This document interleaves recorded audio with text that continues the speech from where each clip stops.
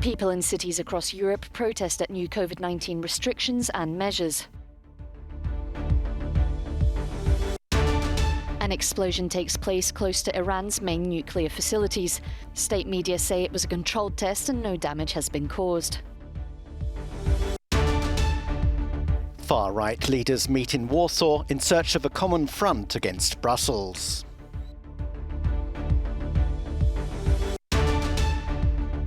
Pope Francis visits refugees and migrants in Lesbos as part of his Eastern Mediterranean tour. Protests against COVID restrictions took place in cities across Europe on Saturday. In the Netherlands, thousands marched through the city of Utrecht. The government imposed a partial lockdown in the country 3 weeks ago, and one of the unpopular restrictions includes bars, restaurants and public venues closing at 5 p.m. Around 1,200 police officers were deployed in the Austrian capital. Several arrests were made for resisting state authority. Roadblocks were broken and pepper spray used. 2 police officers were injured. Protesters also demonstrated in Barcelona against the introduction of COVID-19 passports in the Spanish autonomous region of Catalonia. The virus law came into effect on Saturday after the courts authorised a request made by the regional government to introduce the measure. Almost 90% of those eligible are vaccinated in Spain. And in Paris, caregivers and healthcare workers gathered in front of the Ministry of Health to demand an end to the closure of beds in public hospitals and better working conditions. Demonstrators held banners that read, "Save your hospital, it will save you one day," and "Public hospitals must not die. Let's demand an emergency plan." There was a loud explosion close to Iran's main nuclear facilities on Saturday. Iranian state media were quick to explain that it was part of a controlled test.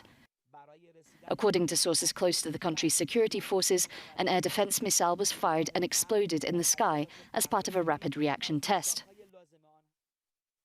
The explosion and the flash of light were reported in Badrud, some 20 kilometers from the Natanz enrichment facilities that are located in central Iran. Authorities say that no damage was caused to the area by the air defense drills. However, the Natanz nuclear facilities have previously been the target of sabotage attacks. Iran has blamed Israel for the last 2.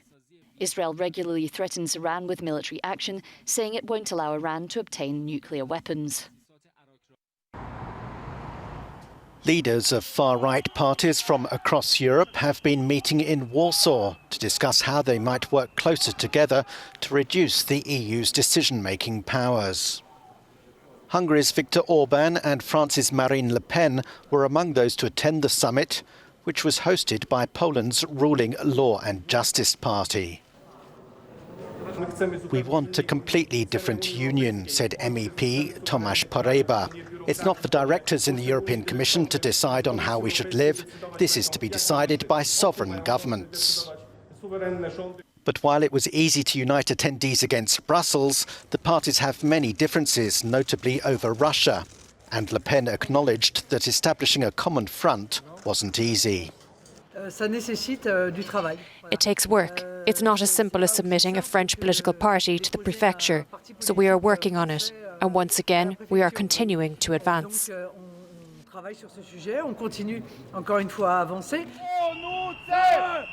A small group of protesters branded the meeting a Russian pact and called the delegates traitors. One goal is to form a common group within the European Parliament, but some analysts say the image of unity is illusory. This meeting, but with one aim, to boost their popularity, and despite diverse objectives, diverse ideologies, they will try to stay together for as long as they can for one purpose: not to be ultimately redundant in the next European parliamentary elections. Although no detailed plan of action emerged, the leaders said they were satisfied with the progress that had been made.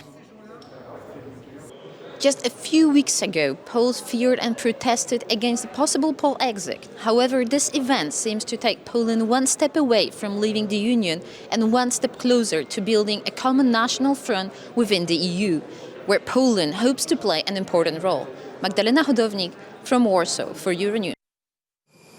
As part of his 5-day tour of Cyprus and Greece, Pope Francis returned to Lesbos on Sunday. His last visit to the island was in 2016, during the early years of the migration crisis. Part of his Eastern Mediterranean tour is aimed at drawing attention to the suffering of migrants and refugees. He even declared that Europe is torn by nationalist egoism on the matter. Many refugees welcomed his visit. I have this kind of feeling to welcome Pope on this island. It's going to be very good hope for the refugees inside the camp.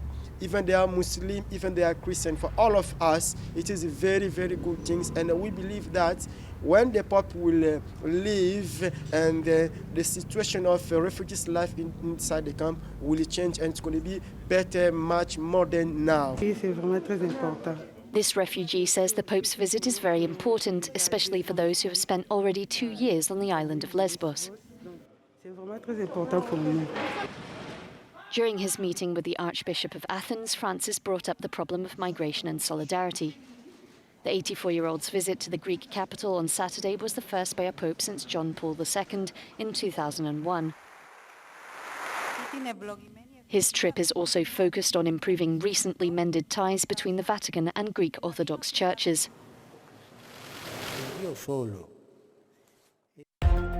Several villages in Indonesia have been submerged by ash and lava following the eruption of Mount Semeru on the island of Java. At least 13 people have been killed, with a further 7 reported missing. The volcano spewed columns of ash more than 12,000 metres high after a sudden eruption that was triggered by heavy rains. Counting is underway in presidential elections in Gambia in a vote that's being seen as a test of the solidity of the country's democratic institutions. Voters cast marbles to show their preference between the 6 candidates standing. This is only the second presidential election since 2 decades of dictatorship came to an end in 2016. It's foggy on the plains around the Zuran Hill, when Napoleon once stood to take in the bloody red sunrise called Le Soleil d'Austerlitz. Over 2 centuries ago, about 18,000 soldiers lost their lives here and more than 4,000 were injured after a 9-hour battle on December 2nd, 1805. The Battle of the Three Emperors, as it is often called, took place in Slavkov, Austerlitz, and is known as Napoleon's most famous victory. It has been commemorated here every year since the 90s with a battle reconstruction. Hundreds of costumed fans from different countries attend, and there are usually thousands of viewers. But not today. For a second year, COVID-19 has gashed the reenactment plans. Even the American actor and Napoleon impersonator Mark Schneider was unable to attend. We invited around 1,000 participants from 15 countries across Europe and the world. Mark Schneider was expected to come. We were only allowed to invite vaccinated or treated people, but then due to new restrictions we had to cancel all the invitations. The hardcore history fans stayed for sunrise and did march through the battlefield.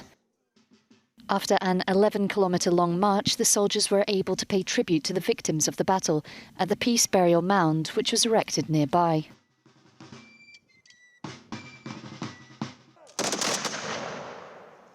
The organisers hope that next year they will be able to prepare the battle without any restrictions.